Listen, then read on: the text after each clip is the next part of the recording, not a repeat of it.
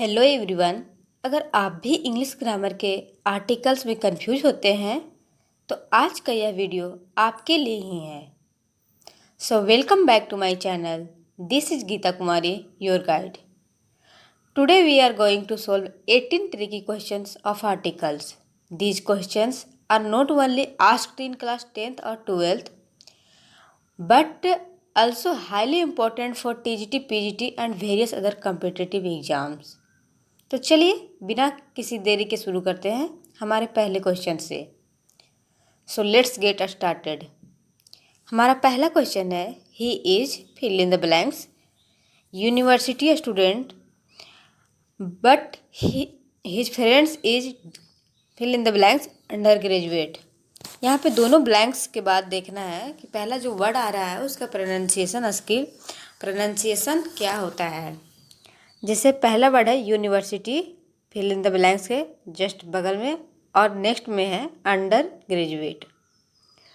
University में pronunciation य का आ रहा है, इसलिए यहाँ पे ए होगा, और नीचे में अंडर ग्रेजुएट में अ का आ रहा है तो वहाँ पे एन होगा।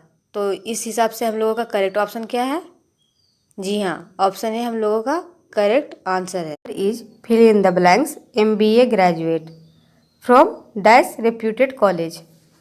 तो यहाँ पे आप देख सकती हैं कि जो पहला फिल इन द ब्लैंक्स है उसके बाद जो वर्ड आया है वो है MBA, और दूसरा फिल इन द ब्लैंक्स है उसके बाद जो वर्ड आया है वो है रेप्यूटेड। तो ये दोनों के हिसाब से यहाँ पे क्या लगेगा? ऑप्शन ए है ए और ए, ऑप्शन बी है एन और एन, ऑप्शन सी है एन और ए, ऑप्शन डी है ए और एन। तो हम लोग देख पा रहे हैं कि ऑप्शन यहाँ पे जो सी है वो बिल्कुल करेक्ट है, क्योंकि यहाँ पे जो लगेगा वो है हम लोगों का ऑप्शन सी। प्रोनाउंसिएशन करें तो हम लोग MBA पढ़ते हैं, उसको ए से जो जिसका प्रोनाउंसिएशन शुरू हो रहा है यानी वावेल साउंड आ रहा है वहाँ पे, और रेप्यूटेड में कॉन्सोनेंट साउंड आ रहा है, तो इसलिए इसका करेक्ट आंसर क्या हो जाएगा? ऑप्शन सी इसका करेक्ट आंसर है।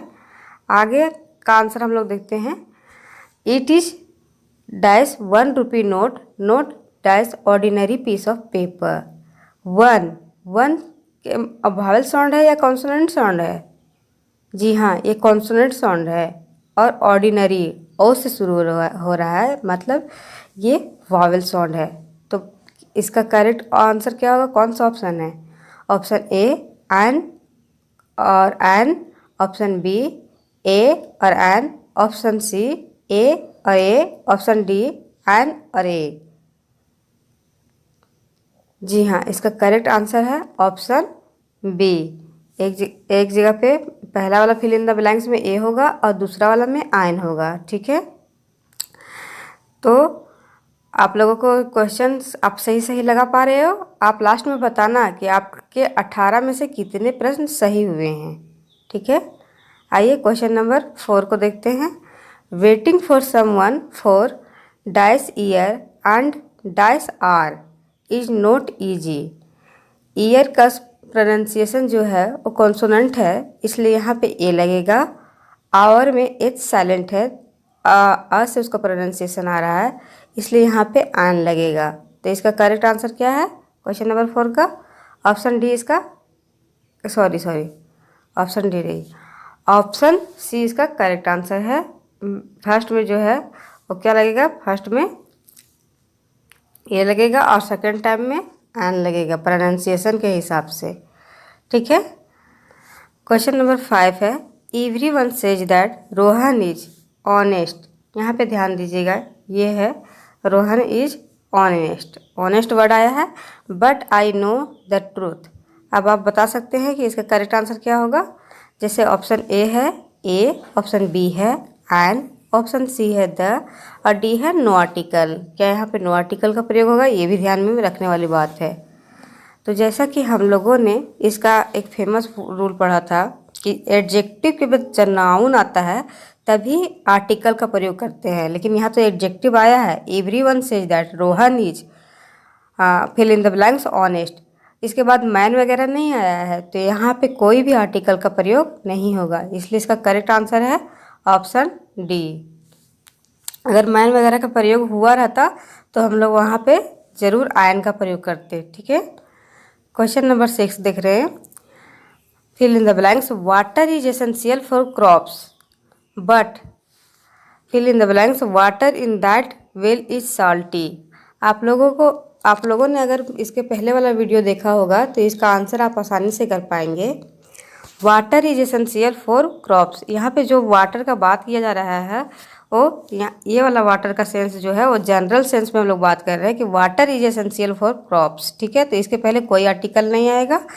But dice water in that well is salty, हम लोग किसी पार्टिकुलर कुएं के पानी के बारे में बात कर रहे हैं, तो यहाँ पे जो आर्टिकल आएगा वो होगा द, ठीक है।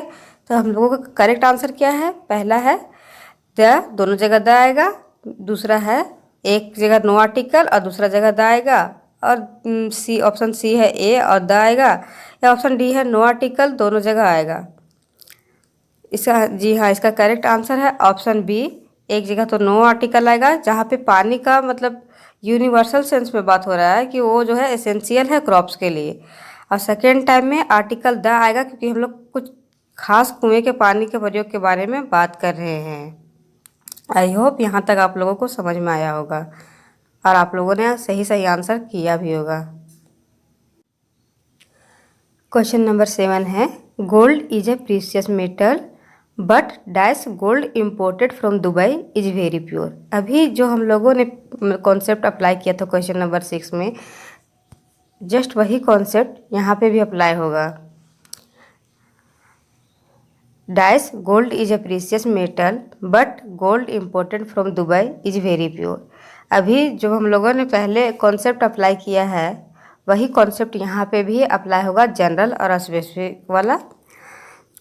यहाँ पे पहला फिल इन द ब्लैंक्स है, वहाँ पे गोल्ड का जो बात कर रहे हैं वो जनरल सेंस में कर रहे हैं, लेकिन सेकंड में जो दुबई से गोल्ड आ रहा है हम लोग उसके बारे में बात कर रहे हैं, यानी स्पेसिफिक उस गोल्ड के बारे में बात कर रहे हैं। तो वहाँ पे जो है यहाँ पे कोई आर्टिकल नहीं आएगा, इस वाला गोल्ड के पीछे कोई आर्टिकल नहीं आएगा। लेकिन यहाँ पे जो आर्टिकल का बात कर रहे हैं जो मतलब वैसा बात कर रहे हैं, वैसा गोल्ड के बारे में बात कर रहे हैं जो दुबई से इंपोर्ट किया जा रहा है, तो वो खास हो जाता है, इसलिए यहाँ पे द का प्रयोग करेंगे, ठीक है।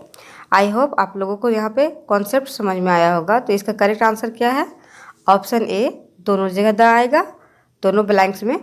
ऑप्शन बी, एक ब्लैंक्स में नो आर्टिकल और दूसरा ब्लैंक्स में द आएगा। ऑप्शन सी, एक ब्लैंक्स में ए और दूसरा ब्लैंक्स में नो आर्टिकल। ऑप्शन डी, एक ब्लैंक्स में द और दूसरा ब्लैंक्स में नो आर्टिकल। तो इसका करेक्ट आंसर क्या है? ऑप्शन बी इसका करेक्ट आंसर है। एक जगह जो है वो गोल्ड का मतलब जनरल सेंस में बात कर रहे हैं कि gold is a precious metal, but second जगह पे स्पेसिफिक सेंस में बात कर रहे हैं कि वही गोल्ड जिसको दुबई से इंपोर्ट किया जा रहा है। क्वेश्चन नंबर 7 को देखिए, 8 को देखिए आप। We should always speak the truth and never tell the lie, ठीक है। तो इसका करेक्ट आंसर क्या है? ऑप्शन ए द और a, option B a comma the, option C दोनों जगह द आएगा, ऑप्शन डी दोनों जगह ए आएगा। तो ये यूनिवर्सल रूल है कि ट्रूथ जो होता है इसके साथ हमेशा द का ही प्रयोग होता है, ठीक है। और ये एक फ्रेज है जिसमें टेल और लाई आएगा, ठीक है। तो फ्रेजेज में कोई चेंज नहीं आते हैं, वो जैसे बना हुआ होता है हम लोगों को वैसे ही प्रयोग करना होता है उसका। तो इसका करेक्ट आंसर ऑप्शन ए है, द और ए आएगा। क्वेश्चन नंबर 9 है। Mount Everest is dice highest peak in the world. ये सुपरलेटिव डिग्री का नियम है। यहाँ पे आपको बताना है कि कौन सा आर्टिकल आएगा। ए, ऑप्शन ए है, option B an, option C the, option D no article. तो आप अपने हिसाब से बताइए कि क्या आंसर करेक्ट है। जी हाँ, यहाँ पे सुपर हाईएस्ट जो है वो हाई का सुपरलेटिव डिग्री है, तो इसलिए यहाँ पे का करेक्ट आंसर ऑप्शन सी हो जाएगा द, ठीक है। Question number 10। Dash sun rises in the east and sets in the west. यहाँ पे कौन सा नियम आ रहा है? जो दुनिया में कोई एक ही है, अकेला है और यूनिक है, तो उसके लिए यहाँ पे कौन सा आर्टिकल आता है? आप दिमाग पर जो डालिए और बताइए। जी हाँ, इसका करेक्ट आंसर ऑप्शन सी है द, क्योंकि द मतलब सूर्य जो है वो पूरा वर्ल्ड में एक ही है, इसलिए इसका करेक्ट आंसर होगा ऑप्शन सी। क्वेश्चन नंबर 11 है। He wants to read the news in dash Times of India. यहाँ पे जो है वो कौन सा आर्टिकल का प्रयोग होगा? हाँ, यहाँ पे वो हम लोग पढ़े थे ना, सुप्रसिद्ध अखबार के पहले भी द का प्रयोग होता है, तो यहाँ पे द के पक्के नियम में हम लोगों ने ये बात पढ़ा था, तो ये यहाँ पे ऑप्शन सी इसका करेक्ट आंसर है। ठीक है, क्वेश्चन नंबर 12 को देखते हैं। I read dice Ramayana every morning. तो हम लोगों ने इसका भी रूल पढ़ा था। फेमस बुक्स जितने होते हैं, धार्मिक ग्रंथ जितने होते हैं, उसके पहले द का प्रयोग, आर्टिकल द का प्रयोग होता है, तो इसका करेक्ट आंसर ऑप्शन सी है। क्वेश्चन नंबर 14 में कॉम्परेटिव डिग्री वाला रूल अप्लाई होगा। जैसा कि हम लोगों ने पढ़ा था, जब कोई चीज़ एक साथ बढ़ या घट रही हो तो दोनों जगह हम लोग द का प्रयोग करते हैं, दोनों कॉम्परेटिव के पहले। तो यहाँ पे इसका करेक्ट आंसर हो जाएगा the more you practice the better you become. तो ऑप्शन बी जो है इसका करेक्ट आंसर है। तुम जितना ज़्यादा प्रैक्टिस करोगे उतना अच्छा बनते जाओगे। ठीक है, क्वेश्चन नंबर 14 है। Of the two sisters Sunita is dice more beautiful. हम लोगों ने ये कॉन्सेप्ट नहीं पढ़ा था, ये नया कॉन्सेप्ट है। तो यहाँ पे कौन सा आर्टिकल होगा? ए, एन, द या नो आर्टिकल। जब भी ऑफ द टू दिख जाए कॉम्परेटिव डिग्री में खास करके, तो वहाँ पे जो आर्टिकल प्रयोग होता है वो द का प्रयोग होता है। तो इसका करेक्ट आंसर ऑप्शन सी है, द का प्रयोग होगा। Option C, option question number 15। She is dash clever of the two girls. यहाँ पे भी देखिए आपको दिख रहा है ऑफ द टू गर्ल्स, तो इसका भी करेक्ट आंसर क्या हो जाएगा? जी हाँ, ऑप्शन नंबर सी, द का प्रयोग होगा। Higher you climb dash colder it gets. ये वही पैरेललिज्म का कॉन्सेप्ट है, जहाँ एक साथ बढ़ और घट रहा है, तो यहाँ पे दोनों जगह पे द का यूज होगा, इसलिए मैंने ऑप्शन नहीं डाला है। ठीक है, क्वेश्चन नंबर 17 है।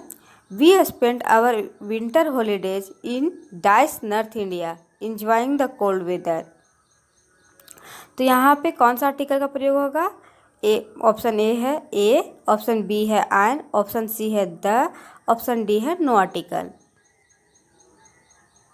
हम लोगों ने पढ़ा था कॉन्सेप्ट की इन और अगर डायरेक्शन नेम रहे तो वहाँ पे आर्टिकल द का प्रयोग करते हैं, लेकिन यहाँ पे ध्यान देने वाली बात है कि यहाँ पे ये जो है डायरेक्शन नेम नहीं है, ये एक रीजन नॉर्थ इंडिया के बारे में इंडिकेट कर रहा है, इसलिए यहाँ पे जो करेक्ट ऑप्शन है वो है ऑप्शन डी। यहाँ पे कोई आर्टिकल का प्रयोग नहीं होगा। Last but not the least, question number 18 है। The wind blow from dash west but now it is moving dash north.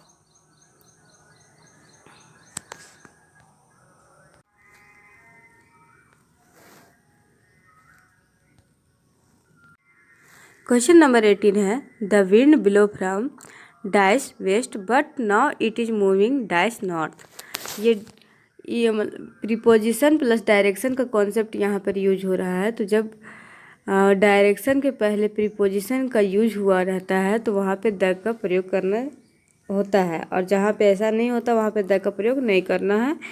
तो यहाँ पे हम लोग देख पा रहे हैं फ्रॉम जो है एक प्रीपोजिशन है, तो इसके पहले वेस्ट एक डायरेक्शन और फ्रॉम प्रीपोजिशन है, तो इसके बीच में द का प्रयोग होगा। लेकिन यहाँ पे जब हम लोग देख रहे हैं मूविंग कोई जो है वो प्रीपोजिशन नहीं है और नॉर्थ एक डायरेक्शन है, तो यहाँ पे नो आर्टिकल का प्रयोग होगा। तो इसलिए इसका करेक्ट आंसर क्या है?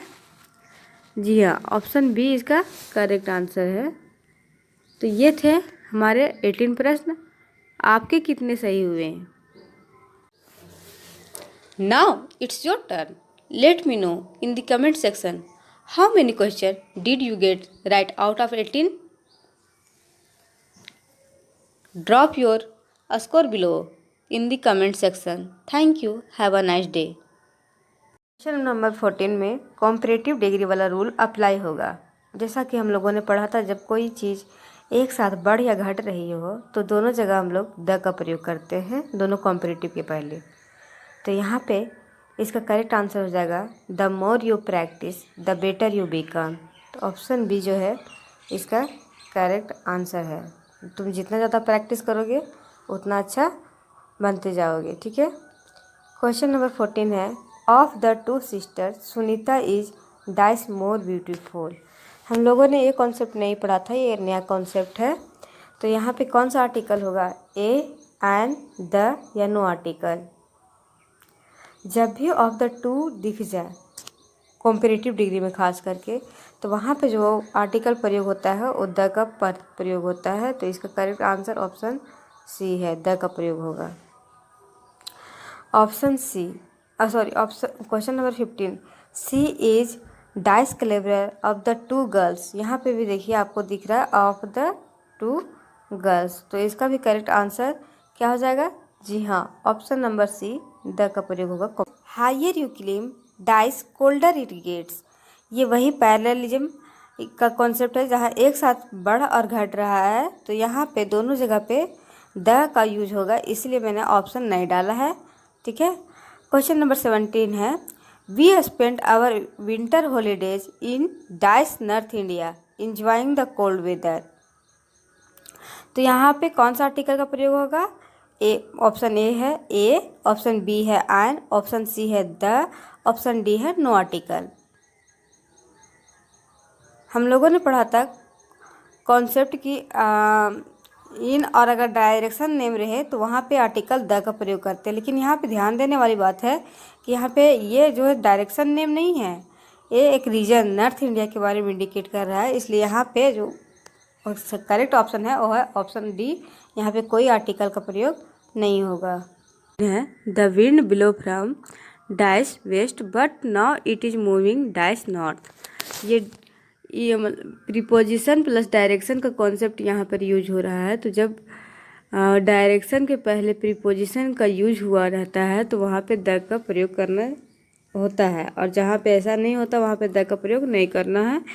तो यहाँ पे हम लोग देख पा रहे हैं फ्रॉम जो है एक प्रीपोजिशन है, तो इसके पहले वेस्ट एक डायरेक्शन है, फ्रॉम प्रीपोजिशन है, तो इसके बीच में द का प्रयोग होगा। लेकिन यहाँ पे जब हम लोग देख रहे हैं मूविंग, मूविंग कोई जो है वो प्रीपोजिशन नहीं है और नॉर्थ एक डायरेक्शन है, तो यहाँ पे नो आर्टिकल का प्रयोग होगा। तो इसलिए इसका करेक्ट आंसर क्या है, जी हाँ, ऑप्शन बी इसका करेक्ट आंसर है। तो ये थे हमारे 18 प्रश्न, आपके कितने सही हुए हैं। Now it's your turn. Let me know in the comment section how many questions did you get right out of 18. Drop your score below in the comment section. Thank you. Have a nice day.